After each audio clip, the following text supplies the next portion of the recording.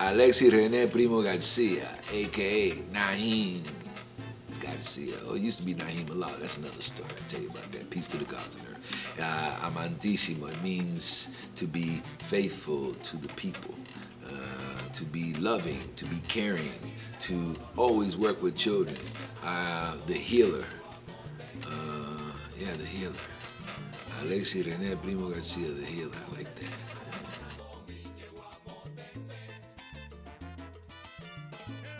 I got into this whole thing with my grandmother, Sena Medina, who has passed away. She was a well-known singer in Cuba and a poet.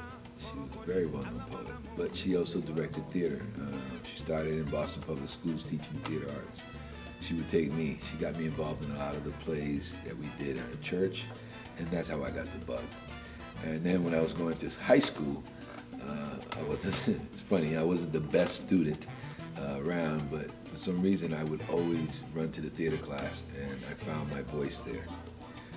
As I started to find my voice as an actor, I also started in the business as a choreographer because I was a dancer. And from Boston Youth Theater, not only did I learn how to act and did my craft, but I also started learning how to teach my craft. I became a teaching artist through Boston Youth Theater. And as time went on, Boston Youth Theater was going to come to a close. I made a decision that I was going to start a Boston Youth Theater. Not the actual Boston Youth Theater, but keep youth theater alive. So I engaged in doing a lot of projects with Boston Youth Theater. I started working with First Night. I was a well-known breakdancer, part of a group called the Unique Dominoes. My friends and I did a lot of dancing, but we also did a lot of teaching. And teaching became a bug because of the background that I have with my family. If they weren't artists, they were teachers or they were ministers. So out of the three, I knew two of them were going to be my goal. So I started doing a lot of work with young people in the streets, and I started taking what I took was a piece of the block and I put it on stage, and I called it hip hop theater. Hooked up with this wonderful theater called the Huntington Theater Company, a very lovely woman by the name of Donna Glick, who was the director of education, took over this first year, got a hold of me around her second year, and I started working with her in a project called Know the Law with the Youth and Police in Partnership, YPP, out of Children's Services of Roxbury. That became a 19-year relationship. I had worked with that play and rearranged that play, and we started doing this play with Youth and Police in Partnership throughout the city on behalf of the Huntington Theater. And the play moved me so much that Amanda Pine and I sat together and rewrote the whole script. Wrote it, used present time situations, and it became a real important piece for the community. And the nice part about it is that the young people did it, and the Boston Police and the Transit Police Department got involved, and the community really came out. We did it for free. We had the facility, the people came out, and at that point I just made a decision that this is something I have to do. It is my calling.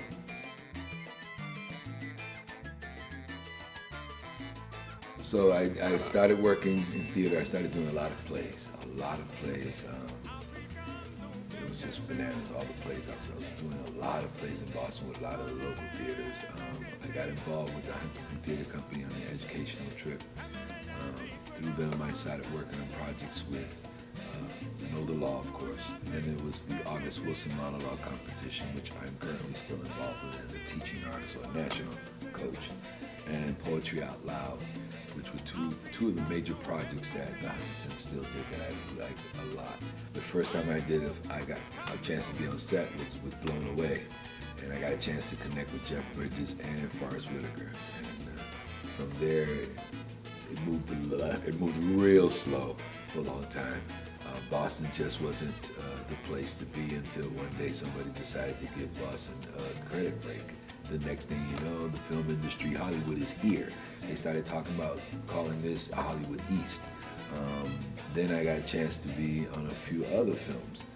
So I got into Blown Away, fast forward, after Blown Away, I got into a film called Lift. And I got a chance to work with a wonderful young lady named Carrie Washington, who we now know is As Big as the Sun. There I started to learn more how to work behind film. because I'm a theater guy. So theater is big. Everything is big in theater. Everything is large, but in film, less is more. And then I started getting into films like I did Turntable with my man Tony Todd. And then I got into Maiden Heist, which was the first time that I had a big part with an actor. And I'm gonna be honest, I'm sitting there, I didn't pay any attention to what was going on until somebody hands me the dailies. The dailies is a small little script with who's coming on set and schedule, who's connected, everything, and then whatever the lines are for the day. I'm reading this thing and I see Morgan Freeman. I see Christopher Walken. I see William H. Macy. I see Marsha Harding. These are people that I just saw on television who are sitting there having a casual conversation with me. Then I get on set. The director's talking to me. Now, mind you, I still did not pay attention to the fact that I'm about to be in a big scene with Christopher Walken, King of New York. I get ready to do this thing. I realize what's happening. I go into a panic like, oh, I'm getting ready to do this part with the legendary Christopher Walken. Morgan Freeman sitting in the truck. William H. Macy in a box. Marsha Harding sitting next to Morgan Freeman. I mean, this is incredible. It's a mind-blowing experience. Now I'm hungry because now I want to do this stuff for real. I could do this every day. And then my mother would always say, it would be a sin if the world didn't get a chance to see your talent. And I'll never forget those words, and that's words that motivate me. So I do a little bit of directing. I got a chance to practice a lot with the Huntington Theater Company when I didn't know the law. But then I started doing some other stuff. I got a chance to direct a play called Way Too in the City, written by a very good friend of mine named Waleem, which was about the black Native Americans in the Bronx. And I gotta say, it was one of the first times that I got a chance to really direct adults versus always doing kids, and it felt great. We have this play called Hip Hop 9/11, which is a takeoff from Christmas carols. Hip hop of the past, hip hop in the present, hip hop in the future. Because hip hop is a movement. It is a cultural movement. It's not just music and people put on funny, their hat to the side and their pants down and talk in a certain way. Hip hop is one of the things that helped me and many others survive. It was our voice. I wrote a play called La Promesa, which was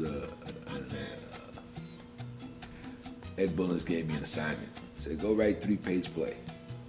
I didn't know what to write about, so I wrote about the night my mother, my grandmother, and my aunt and I were leaving Cuba to come to the United States, and how did my biological father deal with it. And that was more therapy for me. It was supposed to be a film. It became a play, or at least a one act.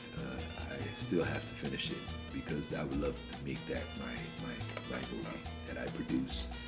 Whether I'm in it or not, I put it up there, I wrote it, and I like it to hit.